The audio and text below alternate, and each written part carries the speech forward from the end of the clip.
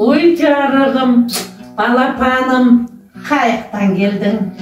Мен даладан ойнап шықтым. Мен босқа ойнап бермей, сізге көмектесейін да? Ойбай, көмектессең келіп отыра ғой. Қызым, шашынды дұрыстап жіберші, келе ғой. Шашын шығып кетіпті, сәл әдемілеу жіберек, қыз деген инабатты, сұлу, көркем болып жүру керек. Жарай ма? Жарайды. Дұрыс болған екен сенің далада көп ұзақ ойнамай, апана көмектесуге келгеніне. Бара ғой, апана көмектесіп жібере ғой. Мынау қандай тастар? Ой, біз бұрында бұл 5 шекен тас деген болады. 5 таспен шекен тас ойнағанбыз бұрында. Жас кезімізде. Бұны бүйтіп ойнайды. Міне.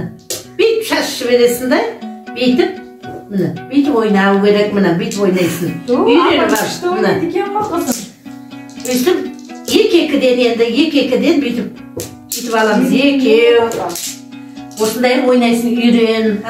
Шекен тас деген қыз бала үйде отырып ойнайды. Осыны үйреніп ал.